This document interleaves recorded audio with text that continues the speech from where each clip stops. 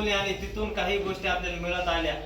म्हणूनच त्यानंतर डॉक्टर बाबासाहेब आंबेडकरांना फुलेंची प्रेरणा घेऊन जी त्यांना त्यानंतर काही काम केलं आणि त्यानंतर आपल्याला कुठंतरी शिक्षण मिळालं आणि सुरुवात झाली कुठंतरी. आणि आपण आता इथं ह्या सिच्युएशनला बघतो आणि निदर्शनाचं आत्ताच बघितलं या डिजिटल युगामध्ये, तर आपल्या विद्यापीठातच उदाहरण सुद्धा घेऊ शकतो आपण की कशी परिस्थिती आहे आणि आपण कसं तिला झुंजतो.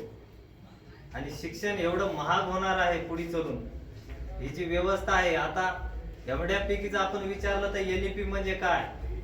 आता याची मला तर एक महत्वाचा विषय म्हणायचा आहे की जे आपल्याला प्रोफेसर शिकवतात त्यांना सुद्धा परिपूर्णता सांगता येत आहे का नाही, की हे सुद्धा मला म्हणायचं आहे की विद्यार्थी तर लांबच राहिले.